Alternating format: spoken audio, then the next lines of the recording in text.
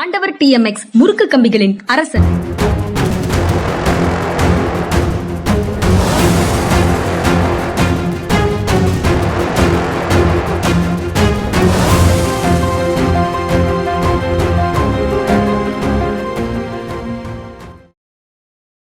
வணக்கம். இது மனிதா சார். வணக்கம் சார். வணக்கம்ங்க. வணக்கம் sir.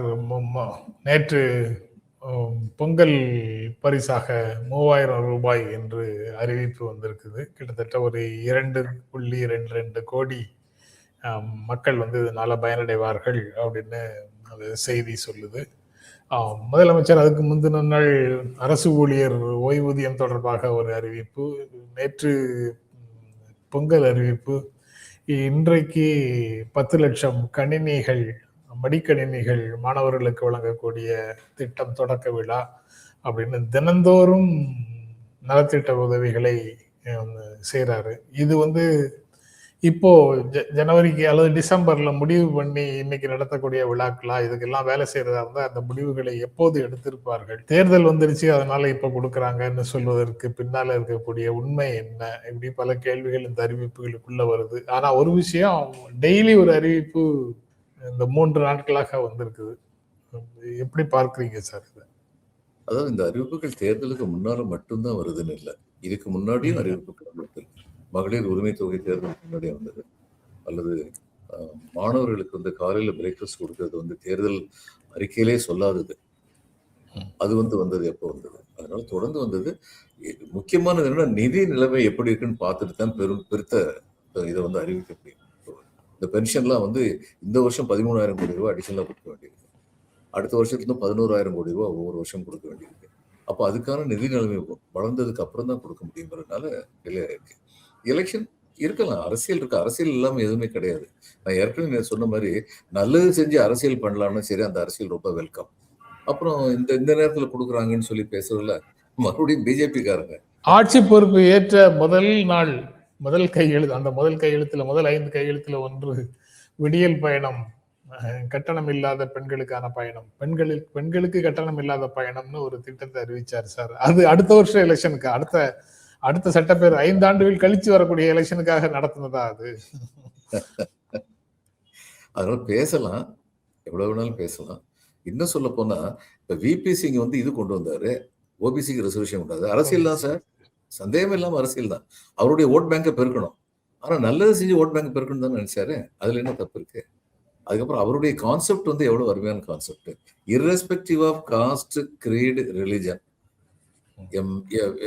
a group that has been pushed into backwardness will be treated as backward classes. அதனால முஸ்லீமா இருக்கலாம், கிறிஸ்டியனா இருக்கலாம், தமிழனா இருக்கலாம், பெங்காலியா இருக்கலாம், இதுல இருக்கலாம், பீகாரியா இருக்கலாம், யாரா இருந்தாலும் சரி, எந்த மொழியை பேசுறவங்களும் சரி, பிற்படுத்தப்பட்டவர்களாக ஆக்கப்பட்டிருக்கிறார்கள் என்றால் அவர்கள் பிற்படுத்தப்பட்டவர்கள் தான். அதனாலதான் லப்பை முஸ்லீம் பிற்படுத்தப்பட்டவர். அதனால அந்த மாதிரி இவர் பாக்குறது எல்லாருக்கும் கொடுக்கணும். எப்ப கொடுக்கணுங்கிறது இவங்க பிடிஆர் சொன்னார்ல, முதல்ல இதை கேட்ட போது இந்த பென்ஷன் இஸ் நாட் பாசிபிள். ஏன்னா அன்னைக்கு தேதிக்கு it was not possible. PTR is not typical politician. அவர் அன்னைக்கு தேதி நிலவரத்தை சொன்னார். இன்னைக்கு எல்லா புள்ளி விவரங்களும் சொல்லுது, நம்முடைய நிலைமை பெருகி இருக்கு, முன்னேறி இருக்கு அப்படிங்கிறது எல்லா புள்ளி விவரம் சொல்லுது. அதனால இன்னைக்கு நமக்கு கொடுக்க முடியுது. சிரமத்தோட தான் இன்னைக்கு கொடுக்கறதுங்கிறது சிரமத்தோட தான். ஆனா ஒண்ணு சொல்லி இருக்கோம், அதை நம்ம நிச்சயமா செஞ்சு முடிச்சிடணுங்கிற வேகம் இவற்றை இருக்கு, முதல்வற்றை இருக்கு. அதனால இது பண்ணியிருக்காங்க. அடுத்து லேப்டாப் 2 வருஷம் கொடுக்காம இருந்தாங்க, கொடுக்குறாங்கன்னா த சேம் ரீசன். நான் சொல்றேன், நிதி நிலைமை சீரடைஞ்சிருந்தா இதெல்லாம் ஆட்டோமேட்டிக்கா எவ்ரி இயர் இந்த ஸ்கீம் நடக்கும். அடுத்த தடவை இவங்க பதவிக்கு வந்தாங்கன்னா நிச்சயமா அது மாதிரி நடக்கும் நம்பிக்கை எனக்கு இருக்கு. ஏன்னா தொடர்ந்து நிதி நிலைமை சீரடைஞ்சுக்கிட்டு இருக்கு, தொடர்ந்து நம்முடைய ஜிடிபி பெருகிக்கிட்டு இருக்கு, தொடர்ந்து நம்முடைய எக்கனாமிக் இண்டிசஸ் நல்லா இருக்கு. இது தொடர்ந்தது என்றால் இந்த ஃபோர்ஸ் டிமேஜூர் அப்படின்னு சொல்லி ஆங்கிலத்தில் ஒன்று சொல்லுவாங்க, கடவுளின் செய்கை அப்படின்னு. எது கடவுளின் செய்கை? எதிர்பாராத விதமாக பூகம்பம் வந்துவிட்டால், பேரழிவு வந்துவிட்டால், யுத்தங்கள் நேர்ந்து விட்டால், அப்படிப்பட்ட நேரத்துல இது கொரோனா வந்த மாதிரி யாரும் எந்த வாக்குறுதியும் காப்பாற்ற முடியாது, நிஜம்தான். அப்படி இல்லாத பட்சத்தில் இவங்க தொடர்ந்து தங்களுடைய செயல்களை ஆக்கப்பூர்வமான செயல்களை செய்து கொண்டுதான் இருப்பார்கள். அடுத்த தேர்தலையும் கவனத்தில் வைத்திருக்கிறார் முதல்வர் என்பதில் எந்த சந்தேகம் இல்லை. ஏனென்றால் அவர் ஒரு அரசியல்வாதி. அடுத்த தலைமுறையையும் தொடர்ந்து கவனத்தில் வைத்திருக்கிறார் என்பது நமக்கு புரிகிறது. ஏனென்றால் அவர் ஒரு ஸ்டேட்ஸ்மேன். ஒரு அடுத்த தலைமுறையையும் கவனத்தில் வைத்திருக்கிறார். அவர் ஒரு ஸ்டேட்ஸ்மேன் அப்படின்னு சொன்னீங்க. அந்த ஸ்டேட்ஸ்மேனாக எடுக்கக்கூடிய நடவடிக்கைகளுடைய விளைவு அரசியல் ஆதரவையும் பெருக்கிக் கொள்கிறது, வாக்குகளையும் பெருக்கிக் கொள்கிறது அப்படின்னா வாக்குகளை பெருக்கிக் கொள்வதற்காகவே செய்வதுங்கிறது வேற. இந்த 10.5 கடைசி நேரத்தில் செஞ்சுட்டு ஒரு சில பகுதிகளில் செல்வாக்கு பெறுவதற்காக போன தேர்தலுக்கு முன்னால செய்த மாதிரி வாக்குகளை மட்டுமே குறிவைத்து செய்கிறது வேற. ஆனா ஒரு திட்டத்தை ஆய்வு செய்து முடிவெடுத்து செயல்படுத்துகிறோம், அதன் காரணமாக மக்களுடைய ஆதரவு நமக்கு பெருகுகிறது அப்படின்னா அது வேற. இந்த ரெண்டுக்கும் வித்தியாசம் பார்க்கிறாங்களா பார்க்கலையான்னு தெரியல சார். ஆனா 2019 நடக்கக்கூடிய எல்லா தேர்தல்களையும் வெற்றி பெற்று வருகின்ற பாட்டாளி மக்கள் கட்சி அன்புமணி சொல்றாரு சார், தோல்வி பயத்தால முதலமைச்சர் இதை செய்யறாரு அப்படின்னு சொல்றாரு.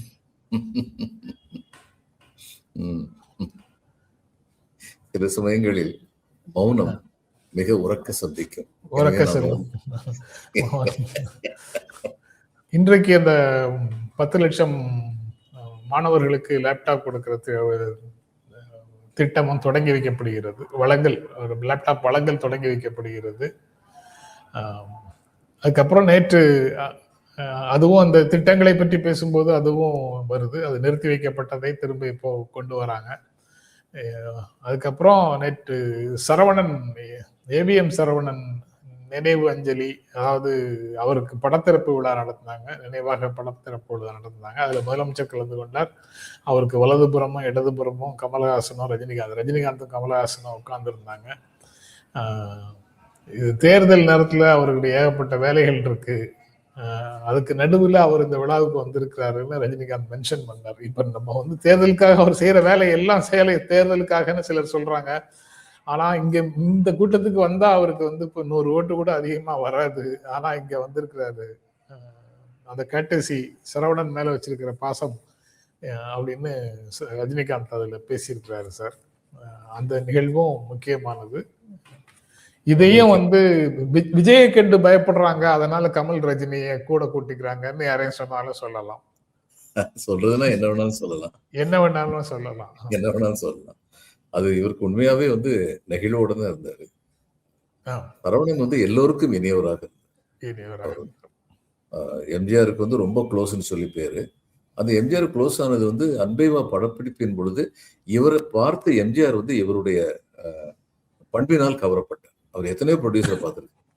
இவருடைய எந்த அளவுக்கு இவருடைய பண்பினால கவரப்பட்டாருன்னா, சிம்லாவில் இதுக்கு ஷூட்டிங்கு போயிருந்தாங்க.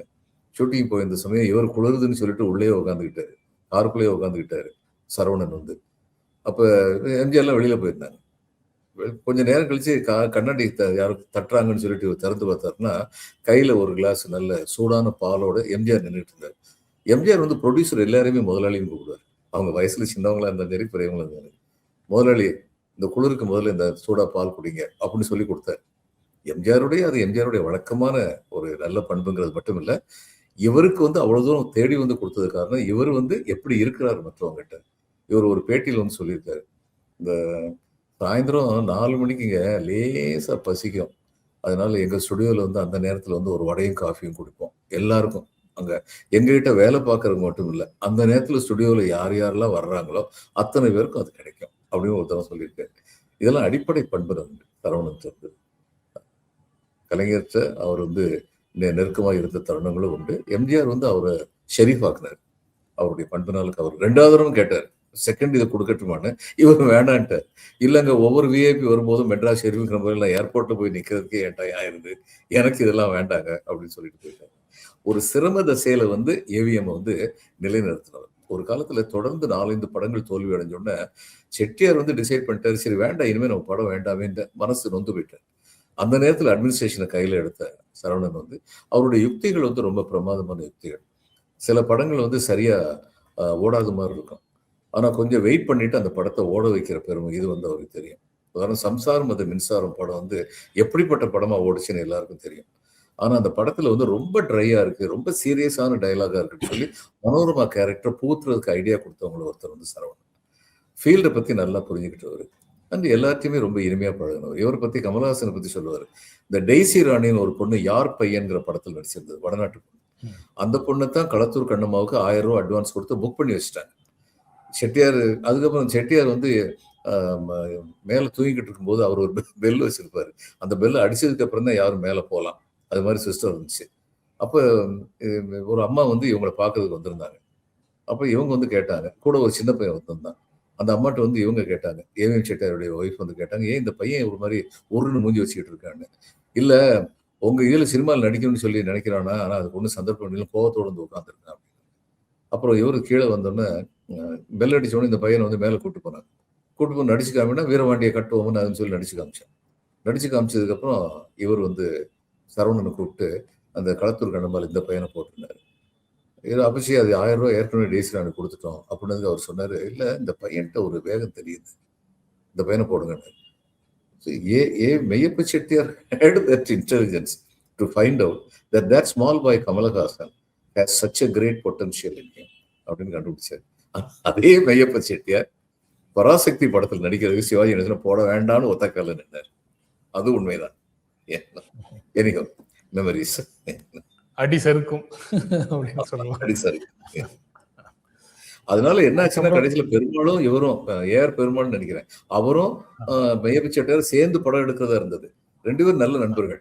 ஆனா செட்டியார் வந்து உறுதியா இருக்கு. கே.ஆர். ராமசாமியை போடுவாங்க, எஸ்டாப்ளிஷ் ஆக்டர், ரொம்ப அருமையான படம், அருமையான கதைன்னு சொன்ன போது கடைசியில் அவர் சொல்லிட்டாரு, அண்ணாவுக்கு அந்நேரம் ஒரு இது மாதிரி ஆபீஸ் பாய் மாதிரி அண்ணா கூட இவர் கூடவே இருந்தார். கணேசன் வந்து, சிவாஜி கணேசன் வந்து. ஆனா அண்ணா வந்து கலைஞர்கிட்ட சொல்லிட்டாரு, இவன் கணேசனை வந்து போடலைன்னா நீ இந்த படத்துக்கு கதைவசனம் எழுதாதுன்ட்டு, கணேசன் நடிக்க விடலன்னா. அவ்வளவு உறுதியா அவர் நின்ன போது பெருமாள் வந்து மெய்யப்ப செட்டியார் சொல்லிட்டாரு, அப்ப நீங்க விலைக்கு இந்த படத்துல நம்ம பார்ட்னர்ஷிப் வேண்டாம், நான் தனியா எடுக்கிறேன் அப்படின்னு சொல்லி அவர் தனியா வந்து அந்த படத்தை எடுத்தாரு. அந்த நன்றியை சிவாஜி கடைசி வரைக்கும் மறக்கல. அவர் பெருமாள் உயிரோடு இருந்த காலம் வரைக்கும் உலக புகழ்பெற்ற நடிகர் திலகமான சிவாஜி கணேசன் இது ஆங்கில புத்தாண்டு முதல் நாள் அவருக்கு வேஷ்டி சட்டை கொடுத்து அவர் காலில் விழுந்து நமஸ்காரம் பண்ணிட்டு வருவார். அந்த ஒரு ஜெனரேஷன் அது இருந்தது. எம்ஜிஆர் இருந்தது, சிவாஜிட்டு இருந்தது. அது தொடர்ந்து இருந்தால் நல்லா இருக்கும். அது தமிழர் பண்பு. இவர் வந்து ரஜினிகாந்த் வந்து வைஜெயந்தி மாலா காலில் விழுந்து வணங்கினார் அப்படிங்கிறது அந்த ஒரு பண்பு தான், பாராட்டத்தை இருந்த ஒரு பண்பு. தொடர்ந்து அப்படி இருந்தால் நல்லா இருக்கும்.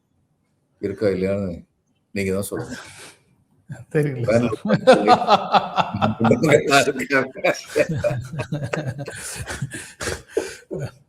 இதுல தமிழகம் தலை நிமிர தமிழனின் பயணம் அப்படின்னு ஒரு பயணத்தை நயினார் நாகேந்திரன் நடத்தினாரு. அது நேற்று நிறைவடைந்தது புதுக்கோட்டையில. அதுக்கு நிறைவு விழாவுக்கு உள்துறை அமைச்சர் அமித்ஷா வந்திருந்தாரு.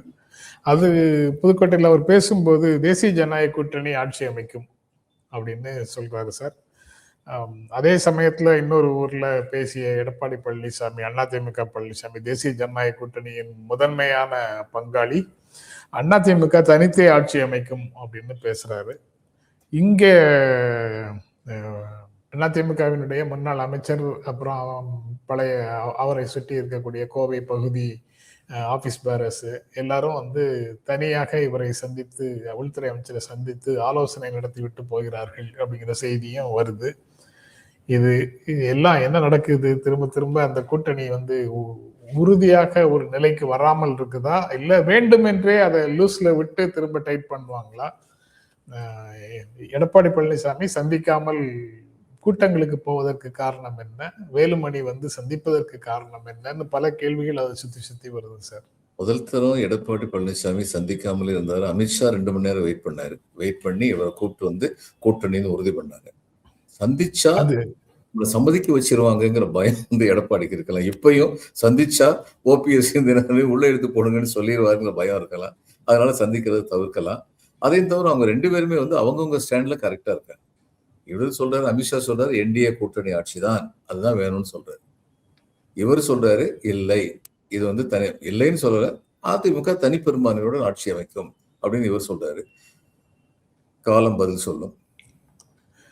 அது ரெண்டுமே அவங்க ஓட் பேங்க தக்க வைத்துக் கொள்வதற்காக சொல்றாங்களா? அப்ப உண்மையிலேயே என்ன நடக்க போகுது, வரும்போது பாத்துக்கலாம்னு முடிவு எடுப்பாங்களா? அல்லது எப்படியும் சீட் அலோகேஷன்ல தெரிஞ்சு போகும், ஒரு வெற்றி பெற்றால் தனியாக தெரிஞ்சு போயிடும். ஆக ஆனா அதுல உறுதியா இருப்பாரு எடப்பாடி நம்பலாம். இதுக்கு முன்னாடி உறுதியா இருந்திருக்காரு. நான் சொல்லியிருக்கேன்ல, எடப்பாடி தான் பெரும்பான்மை ஒரு கூட்டணி ஆட்சி அமைச்சா சரி, எடப்பாடி நிலைமை என்னன்னு எல்லாருக்கும் தெரியும். இப்ப ஒருங்கிணைப்பாளரா வந்து ஓபிஎஸ் இருந்தாரு. இவர் வந்து கூடுதல் ஒருங்கிணைப்பாளராக இருந்தாரு. ஆனா உண்மையான சக்தி எல்லாமே யார்கிட்ட இருந்தது? சிஎம் இருந்த எடப்பாடி தான் இருந்தது. அதே மாதிரி தான் நாளைக்கு எடப்பாடி சிஎம் ஆகி அதுல ஒரு கூட்டணி ஆட்சி நடந்தது என்றால் பாண்டிச்சேரி கதி தான். பாண்டிச்சேரியில என்ன இண்டிபெண்டன்ஸ் இருக்கு அந்த சிஎம்முக்கு? அது மாதிரி தான் இங்கேயும் இருக்கும். அவருக்கு அது நல்லா தெரியும். அது நடக்காமல் இருப்பதற்கு தன்னாலான முயற்சிகள் எல்லாத்தையுமே பண்ணுவார். நீங்க சொல்றது மாதிரி அவர் இன்னும் உறுதியாக இருக்கிறாருன்னு சொல்றீங்க. ராஜேந்திர பாலாஜி முன்னாள் அமைச்சர் அதிமுக, அவர் வந்து ஒரு விஷயத்த சொல்றாரு. எடப்பாடி இல்லை என்றால் அதிமுக எப்போதோ அடமானத்திற்கு போயிருக்கும் அப்படின்னு சொல்றாரு. அவர் வந்து மோடி தான் எங்க டேடின்னு சொன்னாருன்னு நினைக்கிறேன். அது தனி கதை. ஆனா அவர் இப்ப இப்படி சொல்றாரு. அப்ப இவங்க இப்படி பேசுவதற்கெல்லாம் என்ன காரணம் அப்படிங்கிற கேள்வியும் வருது. இவருதான் மோடி எங்கள் டேடின்னு சொன்னவர் தான் இந்த ராஜேந்திர பாலாஜி. இவர் வந்து சொல்றாரு அடமானத்துக்கு போயிருக்கோம் எடப்பாடி இல்லை. நான் எடப்பாடி காலத்துல வேணா எடப்பாடி வந்து ஷார்ட் டேர்ம் லீஸை பத்தி மட்டும்தான் யோசிக்கிறாருன்னு சொல்லலாம். லாங் டேர்ம் லீஸை பத்தி யோசிக்கல அப்படின்னு சொல்லலாம். ஆனா லீஸை பத்தி யோசிக்கிறவர் தான், அது அதன்படி செயல்படுகிறவர் தான், அதுல சந்தேகமே இல்லை. இவங்க கட்சி பிரச்சனையை என்னைக்கு அங்க கொண்டே விட்டாங்களோ, இது இவங்களுக்கு ஒரு பாரம்பரியமே இருக்குங்க. எம்ஜிஆருக்கு உடம்பு சரியில்லாம இருந்த போது அந்நியாரம் என்ன நடந்துச்சு? நெடுஞ்சாலைகள்லாம் என்ன பண்ணாங்க? அங்க காங்கிரஸ் ஹெட் குவார்டர்ஸ்க்கு போய் அவங்களுடைய ஆலோசனையை கேட்டு தான் நடந்தாங்க. இந்த அதிமுகவுக்கு அப்படி ஒரு பாரம்பரியம் இருக்கு. என்னைக்காவது ஒரு நாள் திராவிட முன்னேற்ற கழகத்தை பத்தி அப்படி சொல்ல முடியுமா? அவங்க ஆலோசனை கேட்டு நடந்தாங்க. பிஜேபி கூட தேர்தல் வைக்கும் பொழுதே இவர் கண்டிஷன் போட்டு வச்சார். உங்களுடைய 370 அப்ரிகேஷன், அதுக்கப்புறம் இந்த ஹிந்துத்துவா இதெல்லாம் வந்து நீங்க கொண்டு வரவே கூடாது அப்படின்னு சொல்லிட்டு அந்த ஒத்துக்கிட்டதுக்கு அப்புறம் தான் அவர் வந்து தேர்தல் கூட்டணியே வச்சார் கலைஞர் வந்து. அதனால அடிப்படையில் இவங்க 2 பேருக்கு ரொம்ப வித்தியாசம், திமுகவுக்கு வித்தியாசம் இருக்கு. அதுவே கூட இந்த தேர்தலில் ஒரு முக்கியமான ஃபேக்டராக கருதலாமா சார்?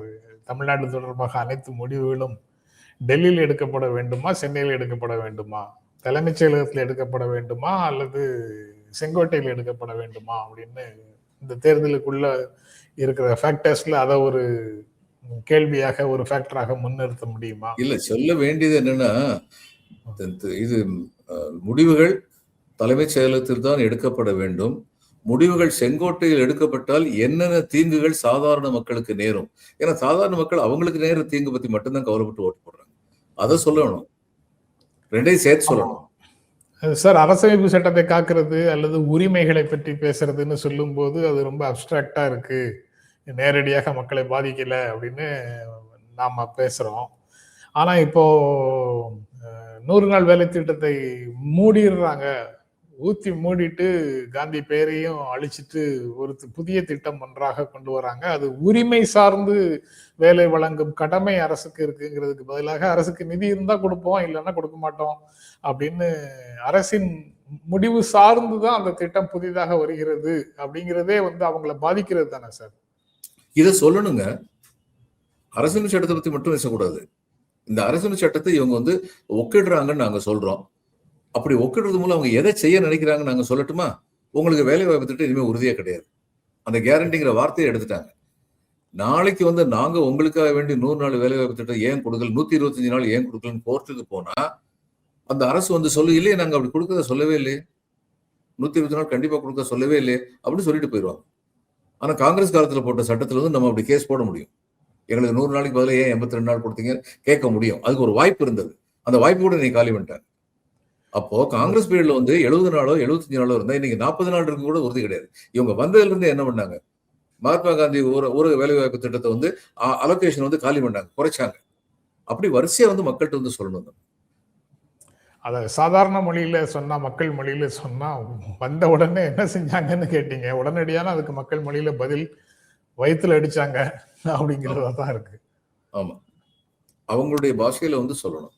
அது ரொம்ப முக்கியம். இதேதான் அரசமைப்பு சட்டத்தையும் நடவடிக்கைகளையும் லிங்க் பண்ணி சொல்றதாக இருந்தால் இதே மாதிரி தான் சொல்லணும். இப்படித்தான் சிஏஏ தொடர்பான விஷயத்தையும் சொல்ல முடியும். அது போக அவங்க பாஷையில சொல்றதுங்கிறதுக்கு ஒரு உதாரணம் சொல்றேன். உசிலம்பட்டி சைடுல ஒரு 200-300 ஏக்கர் நிலம் உள்ள ஒருத்தர், அவருக்கு அந்த 200-300 ஏக்கர் நிலம் இருக்கிறது வந்து பெருமையான விஷயம் கிடையாது. போலீஸ் ஸ்டேஷனுக்கு போய் உட்காந்து ஏட்டையா வந்து ஒரு கப் டீ கொடுப்பாரு இவருக்கு. அங்க போலீஸ் ஸ்டேஷன்ல இவருக்கு டீ சாப்பிட்டு வர்றது இவருக்கு ரொம்ப பெருமையான விஷயம். அப்படி நிறைய பேர் இருக்காங்க. நான் இதுல டே டு டே அட்மினிஸ்ட்ரேஷன்ல பார்த்துருக்கேன். பெங்காலி அதே கதை தான், இங்கேயும் அதே கதை தான். ஒரு நாள் வந்து என்னாச்சு, இந்த ஏட்டையை அங்கிட்டு இங்கிட்டும் அலமோதி ஓடிக்கிட்டு இருந்தாரு. இவர் ஸ்டேஷனுக்கு போன ஏன் எஸ்பி வந்துட்டார். எஸ்பி வந்தா the entire police station will be in rumbles. அப்ப இவருக்கு வந்து விளங்கல இந்த ஆளுக்கு. இவர் வந்து கேட்கிறாரு ஏட்ட நீங்க தானே இருக்கையிலே பெரிய போலீஸு, நீங்க என்ன இந்த மாதிரி அங்கிட்டு இங்கிட்டு அல்லாடிக்கிட்டு இருக்கீங்க அப்படின்னு. இப்ப அந்த ஆள்கிட்ட வந்து எஸ்பி அது என்ன சொன்னா அவருக்கு விளங்குமா? அவர் ஒரு வார்த்தை தான் சொன்னார் ஏட்டையா, இல்லை விவரம் தெரியாம பேசாத, பெரிய ஏட்டையா வந்திருக்காரு. புரிஞ்சிருச்சு. இந்த ஒரு வார்த்தையில அது மாதிரி ஜனங்களுக்கு புரியுற பாஷையில தான் பேசணும். அது ரொம்ப முக்கியம். அது தொடர்பாக முன்னால ஜீவா பேசும்போது சொல்லுவாரு அப்படின்னு தாப்பாண்டியன் அவருடைய புத்தகத்துல எழுதின ஒரு வரி இருக்கு சார். தாப்பாண்டியன் தான் எழுதியிருக்காருன்னு நினைக்கிறாமா. தாப்பாண்டியன் எழுதின புக்கு தான். அதாவது மாடு வந்து வைக்கோலை சாப்பிடுது, வைக்கோலை திரும்ப துப்புறது இல்லை, அது உள்ள போய் ஜீரணமாகி திரும்ப அது பேசுறதோ அல்லது வாயிலேருந்து வேற ஏதோ கீழே துப்புறதோ அது வந்து வைக்கோலாக இருப்பதில்லை, புதிய வடிவத்துல ஒண்ணு. இந்த வைக்கோல் வந்து உள்ள போய் கரைந்துருது, அதுக்கப்புறம் அது பேசும்போது வேற ஒண்ணுதான் வெளியில வருது, வேற ஒண்ணு சத்தம் வேற ஒண்ணுதான் வருது அப்படின்னு அவர் சொல்றாரு. அப்படித்தான் நீங்க வந்து படிக்கிறது என்னவாக இருந்தாலும் படிச்சதை அதே மொழியில நீங்க வந்து திரும்பி பேசக்கூடாது அப்படின்னு ஜீவா கட்சியினருக்கு சொன்னதாக தாப்பா எழுதியிருக்கிறாரு. அது நீங்க மக்கள் மொழியில தான் பேசணும் அப்படின்னு நீங்க சொல்லும் போது எனக்கு அது நினைவுக்கு வருது. ஆனா நானும் நீங்களும் பேசுறதையே மக்கள் மொழியில இல்லைன்னு நம்ம நண்பர்கள், வீடியோ பார்க்கிற நண்பர்கள் சில பேர் பர்சனலா பேசும்போது சொல்லியிருக்கிறாங்க. இது எப்படிப்பா புரியும், இன்னும் கொஞ்சம் நல்லா பேசணும் அப்படின்னு சொல்லியிருக்கிறாங்க. சரி, இப்படித்தான் நம்ம பேச முடியுது அப்படின்னு நினைக்கிறேன் நான். இந்த அளவுக்கு நம்ம கத்துக்கிட்டதே பெரிய விஷயம் நினைக்கிறேன். பெரிய விஷயம் கத்துக்கிட்டே பெரிய விஷயம்னு நினைக்கிறேன் நான். ஆனா தொடர்ந்து முயற்சி பண்ணுவோம்னு சொல்லி நண்பருக்கு வந்து உறுதி கொடுக்கிறேன். அவ்வளவுதான். உறுதி. நான் அந்த விஷயத்துலதான் அந்த சீட்டு எழுதி குறிப்புகளை எழுதி வச்சுக்கிறது ரொம்ப முக்கியமானது அப்படின்னு நான் நினைக்கிறேன். சிலர் வந்து அதை வந்து பலவீனமாக நினைக்கிறாங்க. பேப்பரை கையில வச்சுட்டு படிக்கிறத பலவீனமாக நினைக்கிறாங்க. எதை பேசணும், எப்படி பேசணும் அப்படிங்கிற, எதை பேசக்கூடாதுங்கிறதுக்கு கையில இருக்கிற பேப்பர் வந்து ரொம்ப முக்கியமானது அப்படின்னு நான் நினைக்கிறேன்.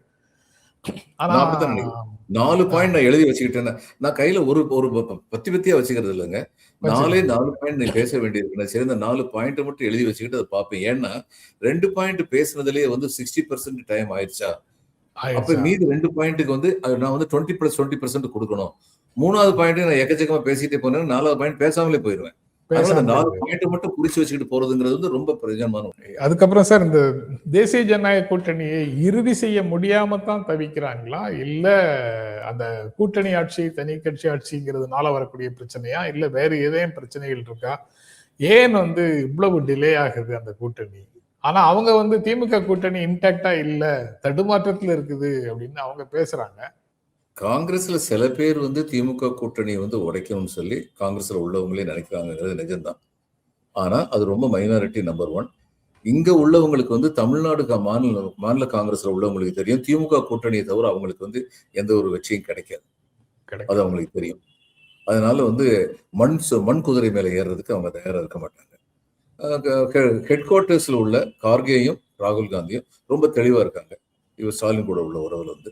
அதனால அதுக்கு அந்த கூட்டணி வந்து இது வந்து விரிசல் ஏற்பட்டு விட்டது என்று சொல்வது விரிசல் ஏற்பட வேண்டுமே என்ற ஆசையின் காரணமாக சொல்லப்படுது. அதுதான். இப்ப இவங்க வந்து திமுக பத்தி இவ்வளவு பேசுறாங்களே, இவங்க இதுல என்ன நடத்திருக்காங்கன்னு கேட்டா அது பதில் வரும். சிறந்த கூட்டணி வரும், பலமான கூட்டணி வந்து பேசிட்டு இருக்காங்க. லாஸ்ட் மினிட்ல அப்படி பலமான கூட்டணி இல்லைன்னாலும் இன்னும் சில கட்சிகள் சேர்ந்ததுன்னா நான் வந்து அதிசயப்பட மாட்டேன். எதனாலன்னா அந்த கட்சிகளுக்கு திமுக கூட்டணியில இடம் இருந்திருக்காது.